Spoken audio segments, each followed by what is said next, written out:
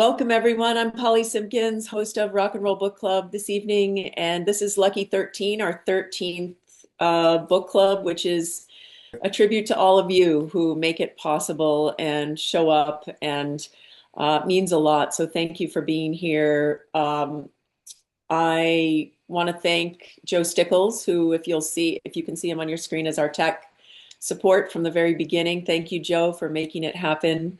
Thanks to Todd Carley, who's our MVY Radio webmaster. He takes care of the book club page. Very grateful to him.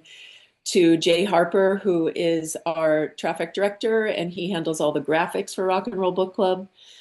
Thank you so much to my MVY colleagues who talk about the book club on the air and make sure people know about it. And to Brewster Bookstore, who is our sponsor. And we're very grateful to have a sponsor and to have Brewster Bookstore. We love supporting and championing independent bookstores. So thank you to Brewster Bookstore for their support. And I'm going to start out with a request. I have an interview this coming week with Peter Ames Carlin, who's one of my favorite music journalists. And he's written a bunch of books about music, but there's two that are most recent, and I can't decide which to talk to him about because I only have a short amount of time.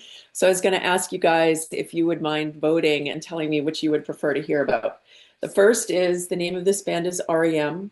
Again, Peter Ames Carlin is an amazing journalist, and this is a very deep dive into the genesis and the whole trajectory of REM. And then he also wrote Bruce, the biography of Bruce Springsteen, and more recently, Tonight in Jungleland, which is the making of Born to Run. So those are my choices. And I was wondering if you guys wouldn't mind putting in the chat what you would rather read and hear about between these two books, REM or The Boss. And I'm confident both are really great, and he's just an excellent writer. So regardless, I thought I'd ask your help on that one. And I wanted to mention a few books on my book pile that are interesting to me that I haven't read yet. And I want to mention Brewster Flats, which is by Tony DeSabato, who's here tonight. As you will see, one of our MVY champions and listeners, and we love him so. And he sent this to me and he said, the book isn't about music, but there's a lot of musical references in it. It's called Brewster Flats. It's available on Amazon, and it's Tony DeSabato. And I did read just a little bit of kind of the backstory of it, and it sounds like it's from the perspective of a woman's friends and family, if I'm not mistaken. Is that right, Tony? And kind of, is it love story? Maybe it sounds like maybe she has some regrets. I'm not sure. Well, the story centers around the protagonist's funeral. So she's dead at the beginning of the show, at the Uh, beginning of the book, and the story is kind of a backstory leading up to her memorial service. oh, wow, what a great idea. That sounds amazing. I can't wait to read it. Brewster Flats, that's Tony here. The author is in the house. Thank you, Tony. This is another one, MVY Radio Rock and Roll Book Club listener or watcher wrote to me, Mike Roy, and he said he received this book in the mail and he already had it in his collection, so he wanted to donate it to the book club. So this is My Life in Dire Straits, written by John Isley. He's the bass player for Dire Straits. I've listened to it. I just haven't had it in my collection. So thank you to Roy and to Mike. And if you're not familiar, John Isley is an amazing painter, and he has johnisleymusic.com if you want to see his artwork, because it's pretty amazing. Another listener sent me this, Graham Parker's Howlin' Wind, not unlike the Bruce Springsteen book about Jungleland or Deliver Me from Nowhere. This is about Graham Parker's debut studio record, Howlin' Wind. So thank you to him for that. And lastly, I Dream of Joni, which is a portrait of Joni Mitchell in 53 snapshots. And each chapter is a different kind of vignette about her life through his research and through the importance of how he sees Joni Oh, yeah, Mitchell. I have read that, and it is fabulous. Is that right? Oh, good to Yeah. know. Oh, great. I love that, a regular testimonial from the group. Yeah, I Dream of Joni. Thanks, Tony. So those are just a few picks for this week that I was thinking about, wanted to share with you guys. But for those who have just joined, thank you so much for being here. I'm Polly Simpkins, your host, and so happy to have you here. Hey, Mark. And before some people just joined, we asked what people would rather read, Bruce Springsteen or REM, these two books. And I don't know, I can't see the chat, but wondering if Joe could tell me what is the winner. Right now, I saw a lot of Springsteen. I haven't done the full count because I think we just had like 10 people join the call. So maybe we wait Okay. until we get a final count on everyone's votes. Jen said both, but Bruce first. Okay. Again, if you're just joining, I asked the group who I'm interviewing Peter Ames Carlin this week, and I can't decide which book to talk to him about. Either the name of this band is REM or the making of Born to Run, Tonight in Jungleland. So if you have a preference, please put it in the chat, and we can determine that at the end and see which one is the one. But tonight we're here, and again, welcome. There are still people joining. We're here to talk about Boy from the North Country by Sam Sussman. And Tony, you just said he was one of his top three books from last year. Is that right? So I agree. I Right? thought it was, Yeah, I loved it. Yeah. I loved it too so much. And if you're new to Rock and Roll Book Club, welcome. Typically, the format is we watch a short video, which my son Justin and I have put together. I interviewed Sam already, and there's going to be some clips from an interview with him and just some backstory in case you haven't read the book. It's a book. It's a not a big book physically, but it's a big book with a lot of kind of themes in it. So let's take a watch the video. It's 16 minutes long, and then we'll just open it up. If you feel like turning your camera off, that's fine. If you want to just sit back, relax, and watch and kind of take in Sam and take in this book, and we can reconvene afterwards. Thank you for coming. I'm so glad you're here. And Joe, you can roll the video. And if also if you could turn your mute your audio if you can. Thanks, everyone.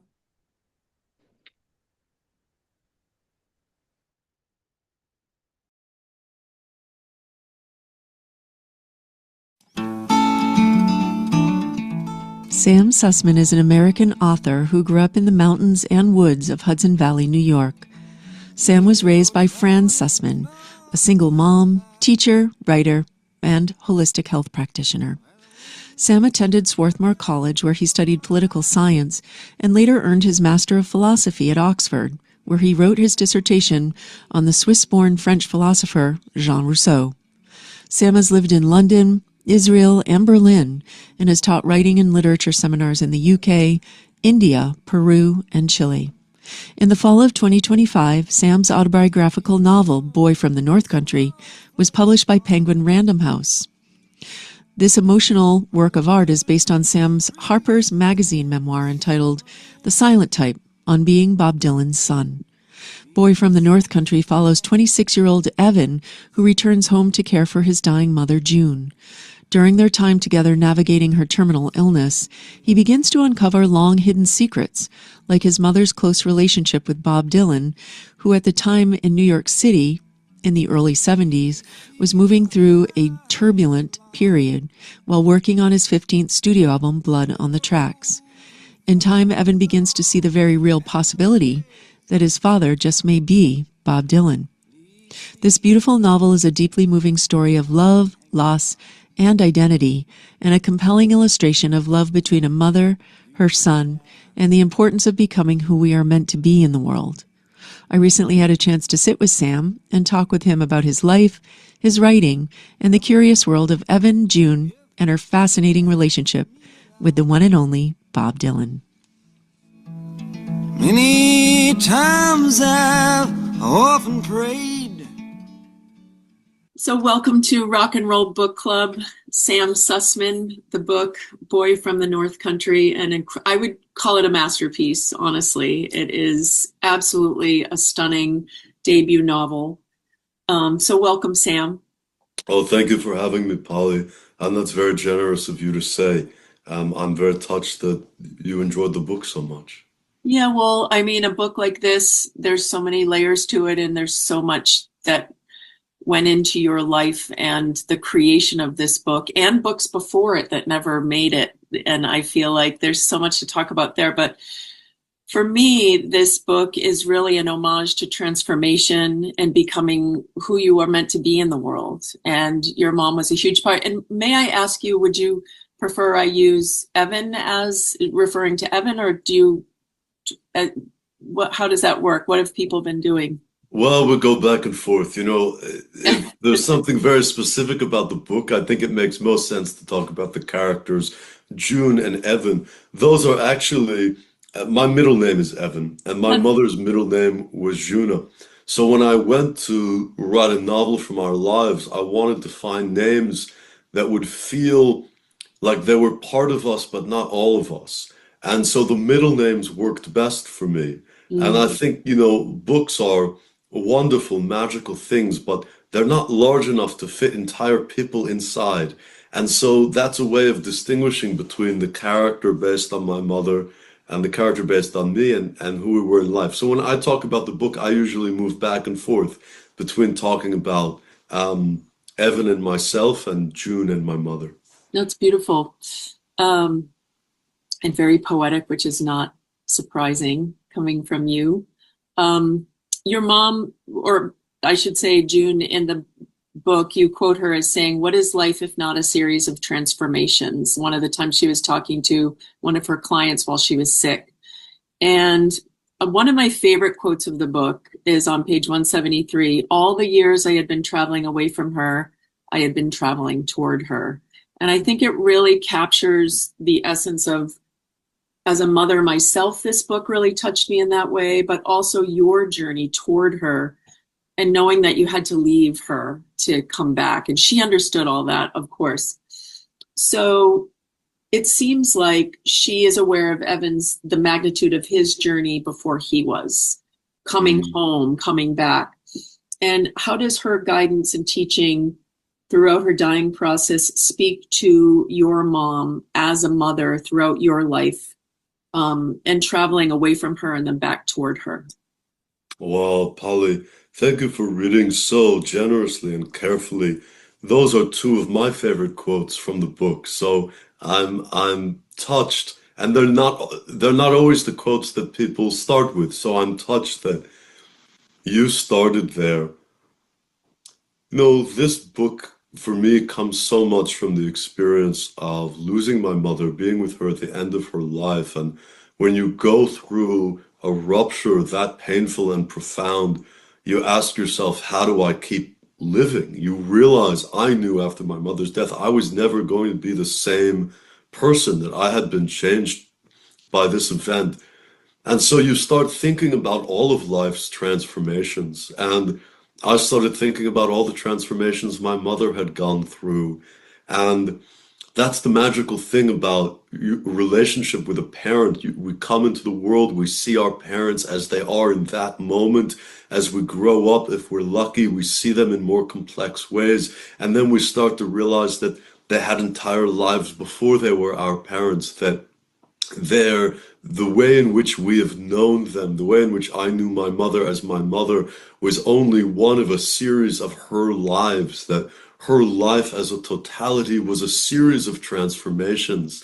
And my own transformation has been about trying to understand her and all of her complexity and the different lives that she lived. And so much of Boy from the North Country, it's the story of my origins, but it's also the story of her origins. It's the story of who she was before she was my mother. And you know, you asked me about guidance. Something that was one of the most extraordinary moments I had with my mother toward the end of her life that I write about in the book is when she was lying in her hospital bed. She only had a few days to live. And I mean, we had been through a lot together in her sickness, and anyone who's ever been a caretaker knows that, you know, you try to do your best, but you make mistakes and you have to make judgments, and it's a stressful experience. And my mother just looked at me and she said, it was hard for her to speak, and she said, "No blame, only love, only love. And I knew she didn't have to talk about any particular thing that had happened between us or any words that had been exchanged, that she was still parenting me in that last moment. She was still teaching me how to continue to live. And, there was something extraordinarily poetic in the precision of what she was saying to me, that there wasn't time to talk about everything that had happened in all the years of our lives.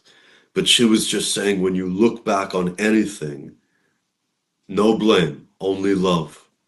But it brings me to, the 78th Street apartment and all of her time.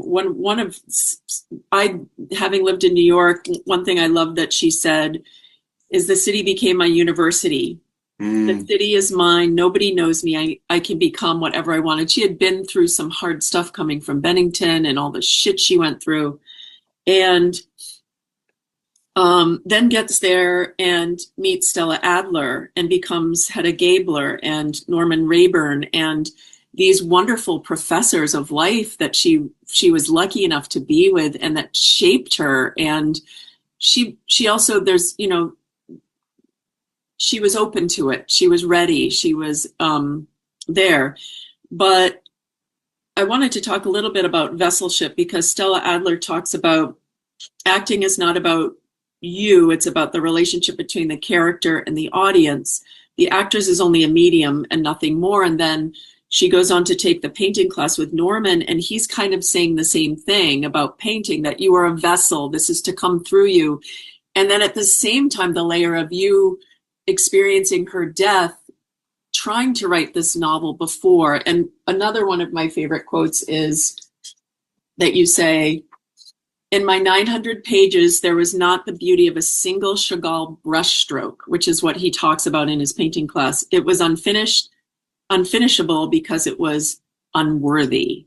And if you could just speak a little bit, and of course, Dylan was going through this, from what we understand, the same. I was wondering if these parallels of everybody talking about this vesselship and getting to that place where you are authentically experiencing your life and not just observing it.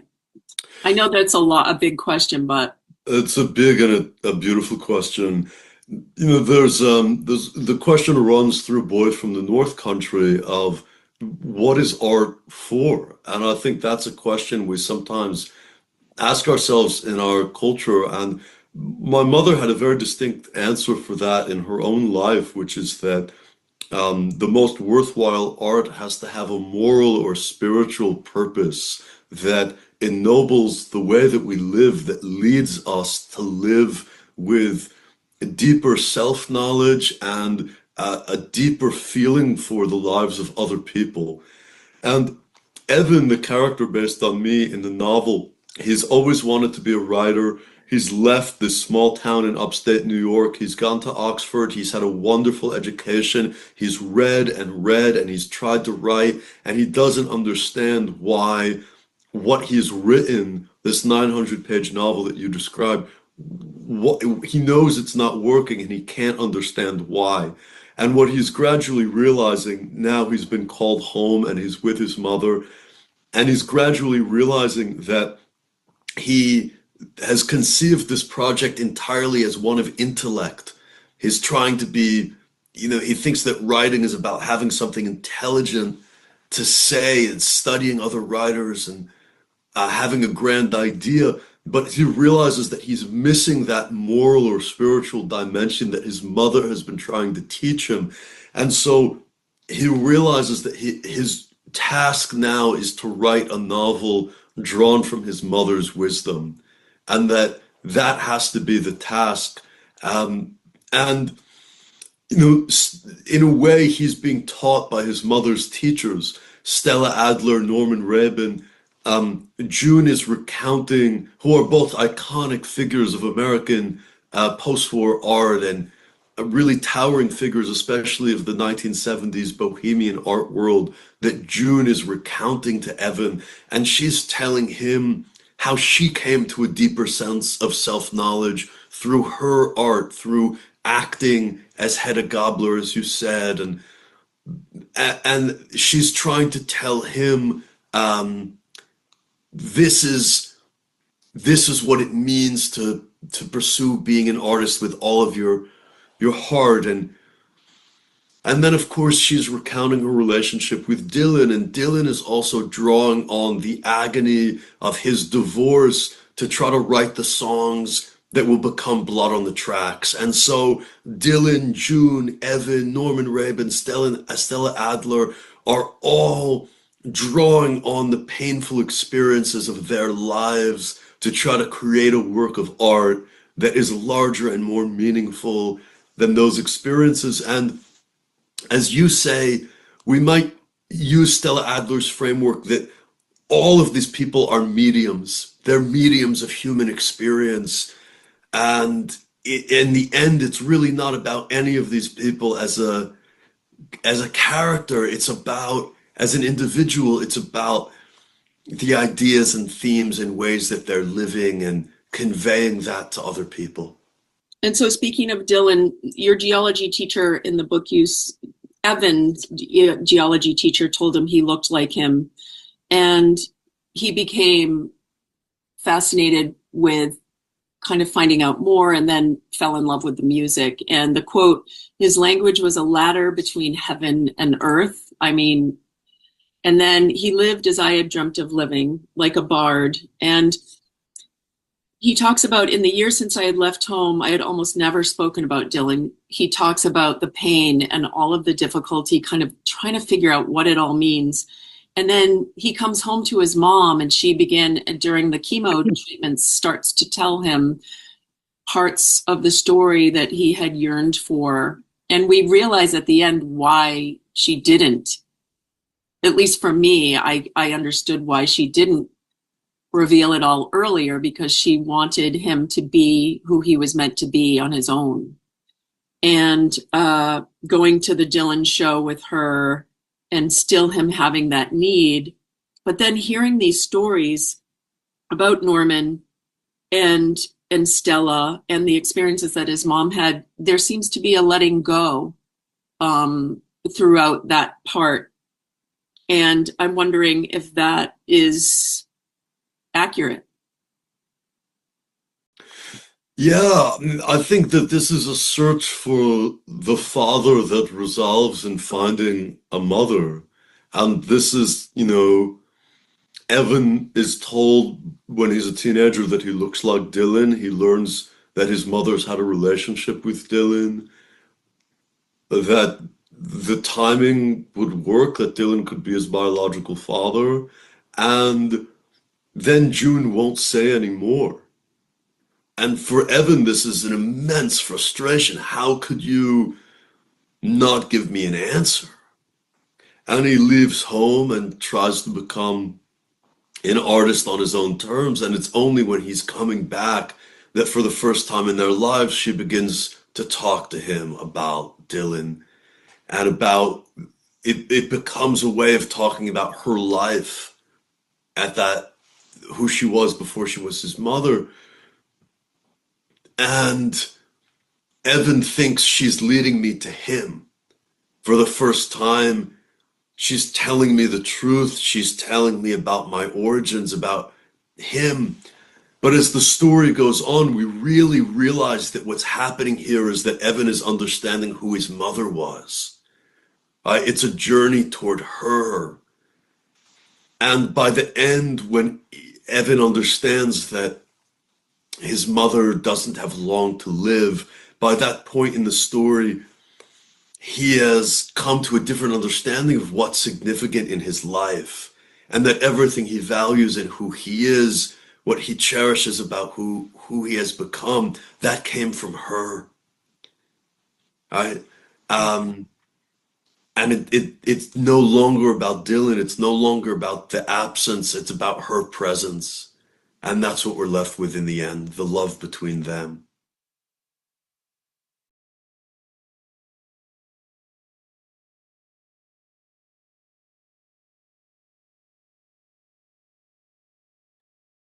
Okay.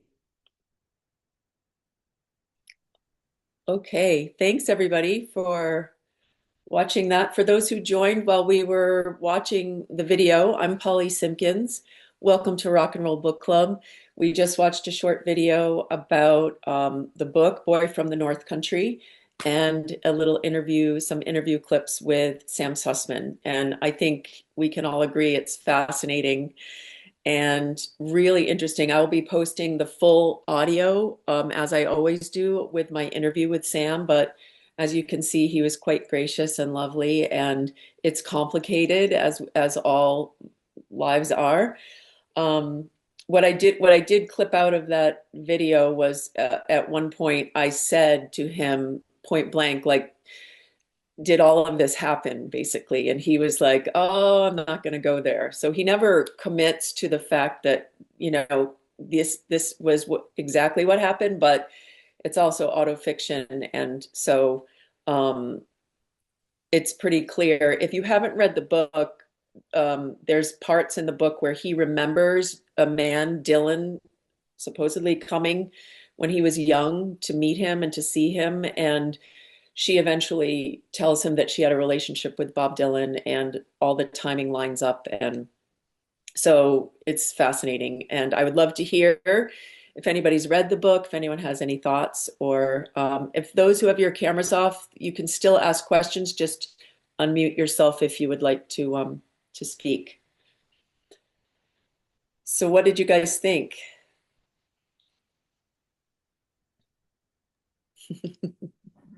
Hi, Polly. Hi. My name's actually Joyce, but it says M on the screen. Hi, So Joy. I loved the book. It was just absolutely beautifully written, and the journey, you're just kind of going from, is it really Dylan, to him just finding that it didn't really matter to him. It was more about the relationship with his mother. But the one thing I wanted to say that surprised me actually, and I've never actually experienced this when I've read a book, but I found myself being drawn to the cover and Mm. just looking at the cover and trying to figure out, is it Dylan? And it's just sort of ambiguous as to whether or not it's actually really Dylan. And then is it Evan, being ambiguous as to who his father is, whether it was I can't remember the guy's name, the woman or the guy that she was married to at the time, or whether it was actually Dylan, and there's that ambiguity there. And then at the same time, I'm looking at the colors and I'm thinking about the painting class with Rabin, and is it kind of a nod to him? So it just was kind of fun to kind of look at as I'm reading the book. I really did keep flipping back and forth, and just enjoying the book in general, and then the cover as well. Yeah, I agree. If I'm not mistaken, I think I was obsessed with the art too. I think it's a female artist, and if I'm not mistaken, a colleague of his maybe at school or something like that. But I'll have to look into that. But I know I agree, and maybe the ambiguity is what is the point is Mhm. of it, because it does leave you still ambiguous. It's like, well, it makes you want to know, and and I think you feel his tension of like, I want to know if he's my dad or not, and it just never gets resolved in that way. Yeah. So thank you so much. And maybe that's intentional. I think it probably was, but he did a great job in doing it that way, because you really could take it in so many ways. I agree. And I agree with you. It's beautifully written. And Tony was saying that too. I just thought it's stunning. And it took a long time to get there. As I said, he had a 900-page novel before that wasn't working, and just exactly like those three characters in the book, like just trying to find his way to it, like we all do, try to find our way to, what's important to us. Thank you. You're welcome. Thank you. It's so fun to hear about what people think about it. And even if you haven't read it and you have thoughts on Dylan, or I did ask Sam to join us, and he has a book talk tonight. He was sad that he couldn't be here with us, but he was really grateful for being part of it. And I mean, you have to admit when he's talking, it's, the resemblance is certainly there. Yeah, yeah. Great.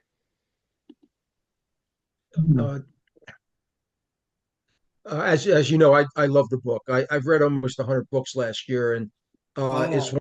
one of my top three.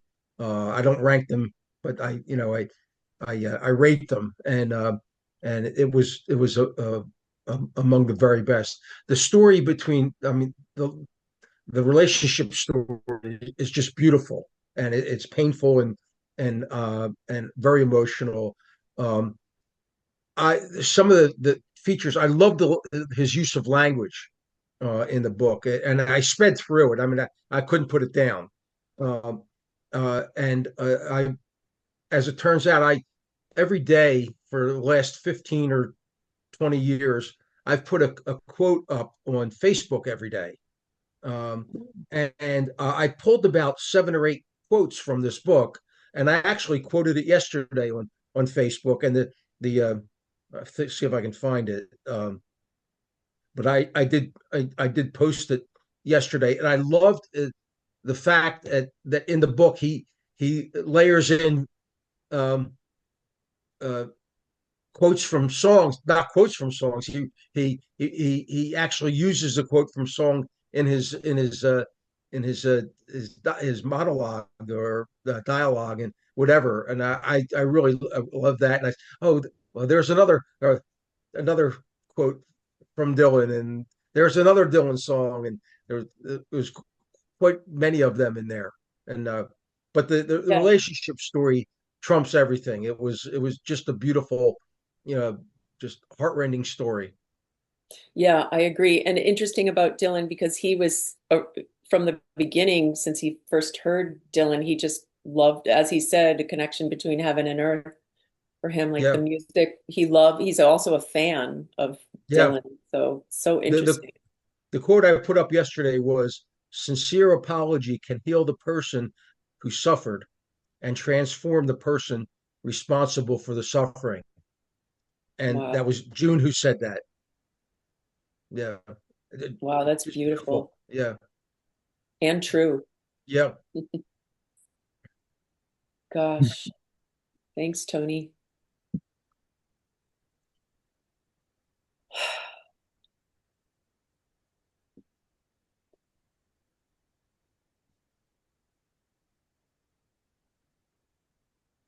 Um, Jane just wrote, I love this book.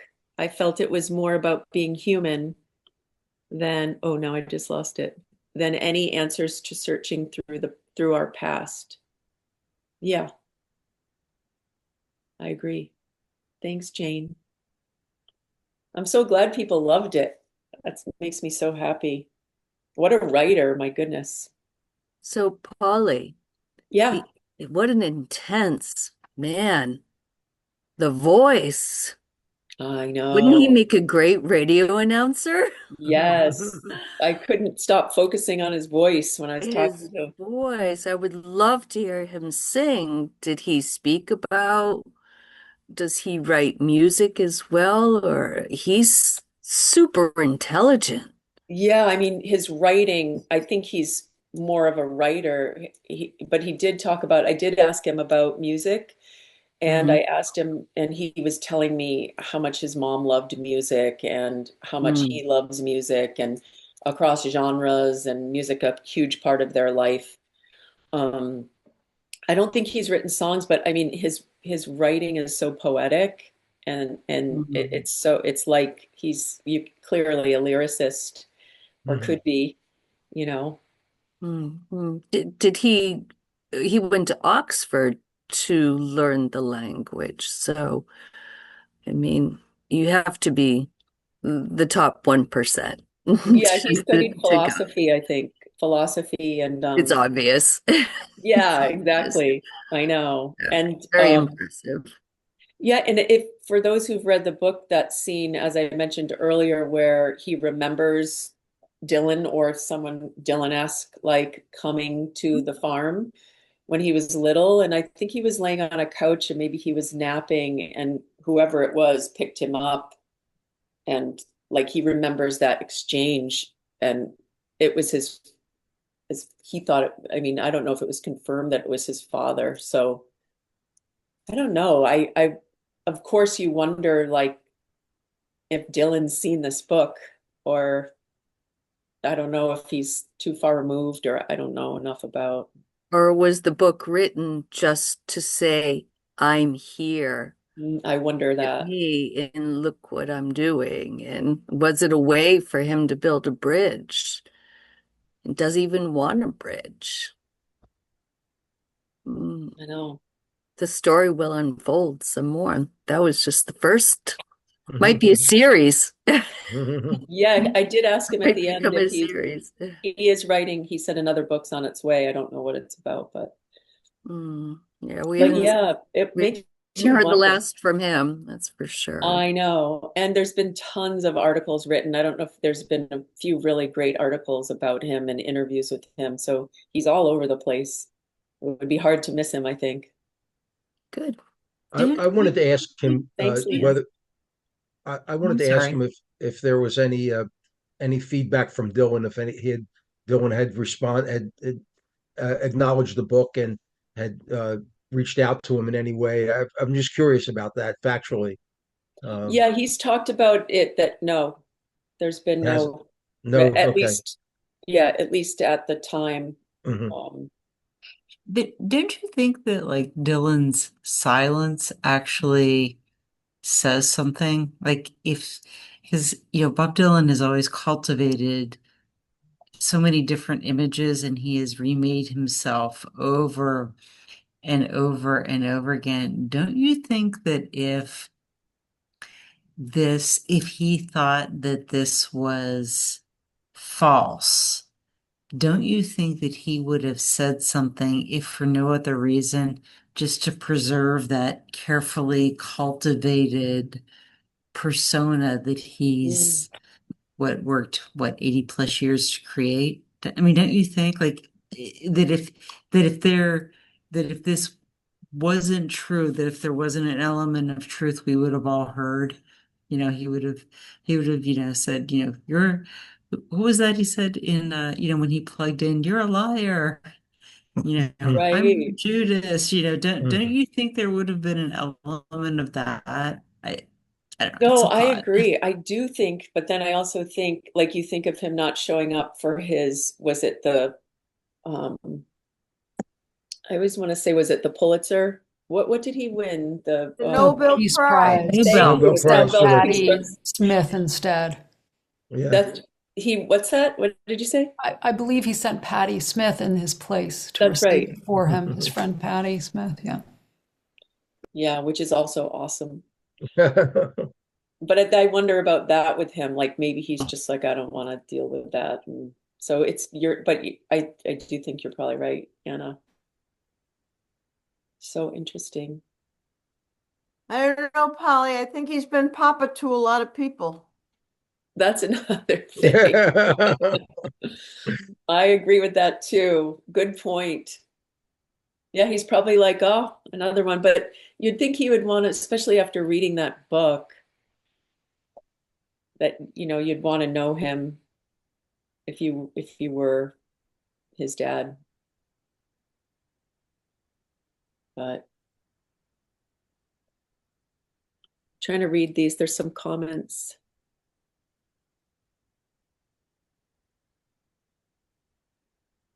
Oh yeah, Jane said, I felt the book had less to do with Bob Dylan, though it seemed important for Sam. Yeah. Yeah, it was really about he and his mom. Mhm. Yep, definitely.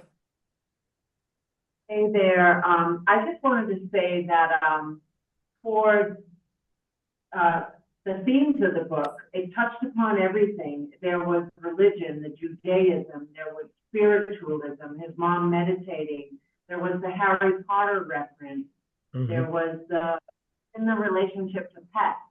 And I just think it brought so many things together that no matter if you've experienced end of life, it brought together like hospice and medication and Totally. holistic versus conventional. It just brought so many things together. And I listened to it. I listened to him read it, and my hubby is reading it. He didn't quite get through, but it was amazing. I thought it was really great, and I can't believe we don't know if it's true. I know. I know. That will come for sure. I wanted to say that I agree with you, and you talk about hospice and the dying. One thing I mentioned to Sam is, and having been through that with my parents, is he really did a good job of showing what, and death is different for everybody, but he did a good job of showing death, the kind of shit show that it can be, and that it's not pretty and it's a mess. And sometimes it's, I thought he did a really good job at that. Mhm. Right. I liked it, and yeah, I haven't joined the book club in a while, but I'm so glad I'm back. And yeah, Oh my gosh. Well, thank you. What's your first name? I'm Michelle, and we call in from Ecuador. Oh, that's right. You guys are in Ecuador. What time is it there? Same time. Oh, yeah, that's right. You said that last time too. Oh, thanks, you guys. That's awesome. And thanks for reading it. Means a Yeah, lot. thanks for the enjoyed it. Oh, good. I'm so glad. Awesome. Wow, Ecuador. I had a thought, I just was thinking about that and how it really did transform into a novel about connection beyond his need, which is an interesting dynamic for a young man to find. And you think he was 26, the character was 26 when this happened. And, we know that the brain, the prefrontal cortex comes fully online at 25. And so the maturity of a young man at 26 being able to make that leap, it's less about his need and more about the available connection right here and right now.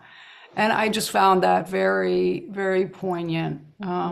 And obviously, Polly knows this. I don't know many of you, but I'm a meditator. And so that idea that in the heat of the craziness of the hospital, that he could say, I'm going to room 223. Good luck on your rotations, or whatever he said to those residents. I liked that moment a lot. I also liked, I think it was in the same chapter, one of the final chapters, she wanted to leave this world. I only insisted on assigning meaning to the details of her death. Only I insisted on assigning meaning to the details of her death. I was still alive. And for the living, unlike the dead, everything is burdened with significance. Oh, And I just thought, yep, that's it. We're still alive. We've still got to deal with this mind, this restless, churning mind. That's such a good point, Scarlett. And I agree. I think he did a good job. I remember that too. And him, that sense of like, at one point he says, nobody else cares about this woman dying, but I do. She's mine and I do. And it just reminds you of hospitals full of people, and him feeling so alienated in that way, and being so young, like you said, and being able to deal with it and process it, and then having her be his single mom. That's all he had. Yeah. She was so important. And to surrender the hunt for his true father and just to be present for what he had right with him right then. Yeah. Absolutely. Thank you, Scarlett. And I know I love the meditation piece, and just that, and I know how important that is to you, and also how good you are at it when it's hard when you're stressed like that, as we know. Well, as they say, I'm not good at it. I just do it. Exactly. I just do it. I know good and bad is not the right way to talk about it, but no, I appreciate that. No, I say that because I always want to help remove judgment around meditation. So many people judge themselves up and down and sideways, and it's just not the place for it. I agree with you, especially as an instructor too, with people wanting to do it well and, like do it right. Yeah. No, I appreciate that. He seems very dialed in that way. And then to be able to write about it in the way that he did and put it all together, and those, just as everybody's been saying, like what a What an incredible feat. Yeah. Yeah. So well written. Thank you, Polly. You're welcome. Thank you, Scarlett. Good to see you as always.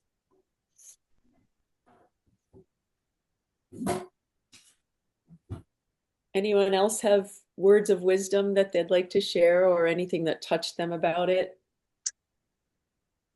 Hey, Polly, there's a question in there from Missy about whether Yeah. asked Barnes if he'd read it. Yes, and let me Feedback from speak him. for Barnes because he is away and I had asked him to join us and he thought he could at one point and then it took a wonderful trip and he wanted to say to everyone he's sorry he can't be here. He is a Dylanologist. If you're not familiar with Barnes Newberry, he is MVY Radio's My Back Pages host, and he is, I don't know if he'd consider himself, but I consider him a Dylanologist. And a lot of Dylanologists have written about, and I didn't even know that was a term until I read a couple articles quoting them, and a lot of them have written about this book and about Blood on the Tracks. And I think Barnes would have been really able to speak to that. If anybody here is a Dylanologist, even armchair Dylanologist, if you know, about Blood on the Tracks and you'd like to share, I know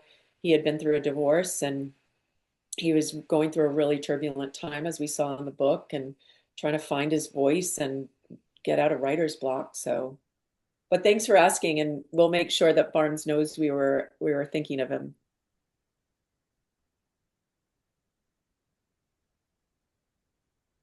Yeah, it's interesting to hear what people who love Dylan feel about this book because it's like Bruce. People who love him, like if you're a Dylan, like if you think about all the Dylan fans in your life, they're hardcore. And Well, maybe some people are protective. one thing I've heard Jacob Dylan say is that the words from Idiot Wind came from actual dialogue between his parents. And I thought that was really interesting. Wow, I didn't know that. Oh, interesting, Missy. Yeah. And I was curious about whether or not, like Jacob had read this and whether he had responded to it. It was reading the book. Like I said, the story, the relationship story is great, but I want it to be true. I want it, Same. Yeah. And I wanted him to say it was true, which Yeah. if you listen to the audio of the interview, I did say, and he just deflected. He was like, we'll just stick to the plot, the Yeah. book. But I'm pretty sure, I mean, it's autofiction. Pretty sure it's pretty accurate. I mean, Yeah. one would assume. But he did it, he was very clever about it, I thought. How he approached it and it was very delicate and he did such a great job. But yeah, I wonder if someone else mentioned that to me. I wonder what Jacob thinks or any of the other siblings. Yeah. So interesting. Such good discussion, guys. Oh, we have from Michael. Oddly enough, the album Blood on the Tracks was released January 20th, 1975. Oh, so it's a little anniversary. Yeah. Oh, good. Thanks for that. Happy birthday to Blood on the Tracks. I mean, when you read the book and you kind of just as a fly on the wall see what he was going through, it makes sense that beautiful album would come from it. And Jane said it was obviously more important to Sam to investigate his possible father. I felt that the journey, was more important to his discovery of himself and how his mom leads him to his discovery.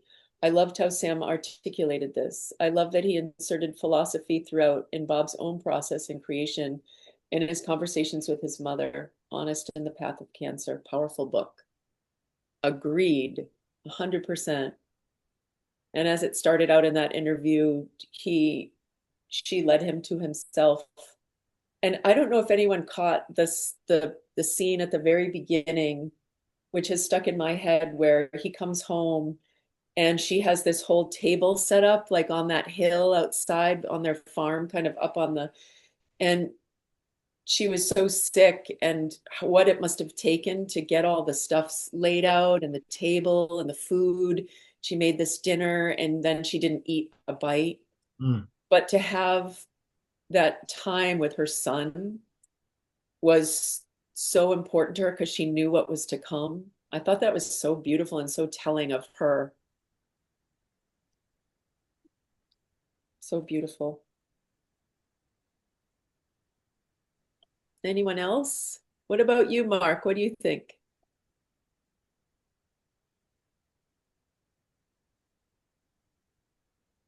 Mark's not talking today. That's okay. It's all good. Okay, so yes. Oh, here's Mark. Unmute.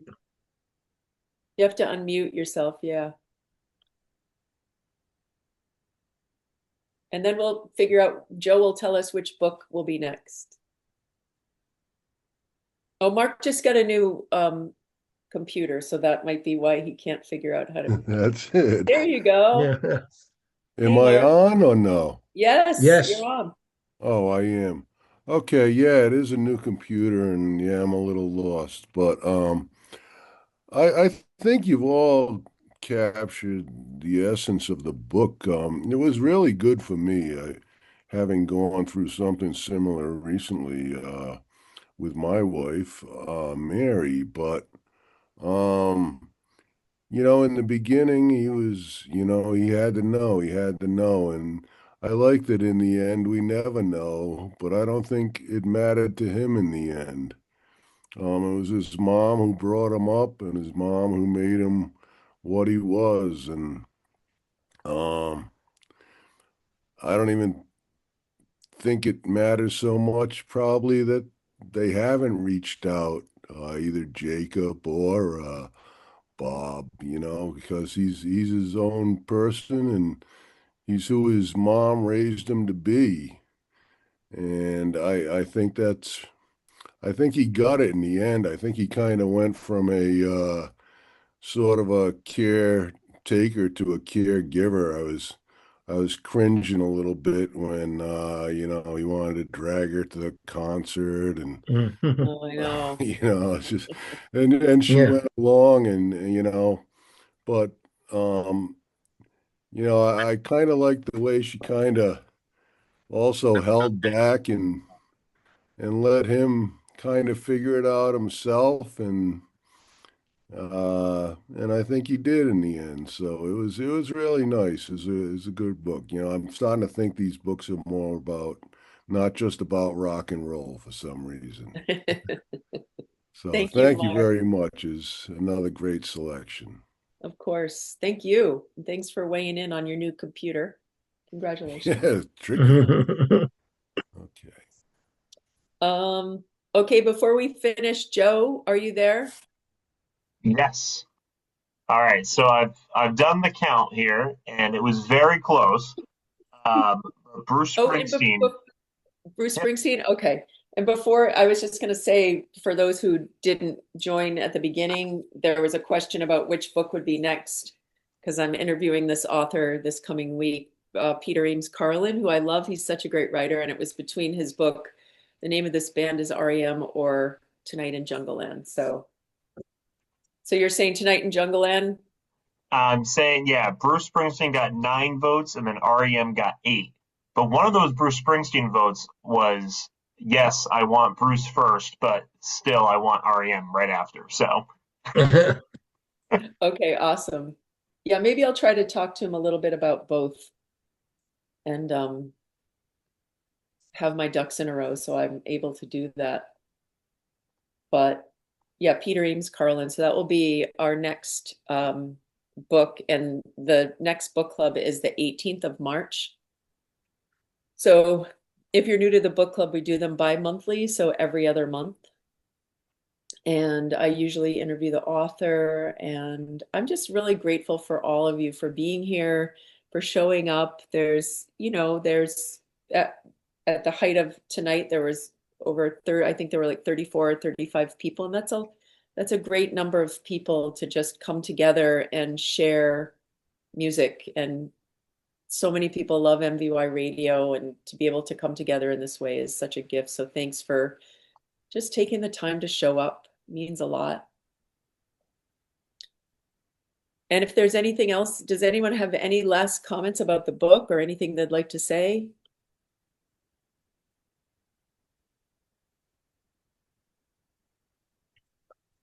I just want to say the interview was terrific. I thought that was really, really a good interview, and learned a lot from that. And the person, behind the book really comes through in the interview, and that's because of you. You brought him out, so that was great. Enjoyed it. Gosh, thank you so much for saying that. I really appreciate it. I love that, and it's such a fun part of it. And it's someone like Sam, he was so poetic and fun to listen to. Mm-hmm. And thank you for taking the time to show up. I wanted to mention to Jane, Nico Case, I have her book right here. And I tried desperately to get in touch. They just said she's not interested. So I like to interview the author for people who aren't able to read the book. I think it gives the book dimension instead of hearing from the author. So if I'll keep trying Nico, but it's a great book. It's right here. The harder I fight, the more I love you. And I would love to talk to Nico Case. And I have Peter Ames Carlin, who I'm interviewing next week. It took me a year to get an interview with him. So it takes a while sometimes. And, if you're not like super high profile, it's hard to sometimes get people. So, Yeah. but thanks for that. Polly, I subscribe to an online platform called Substack. She's on it all day. Yeah, I love Substack.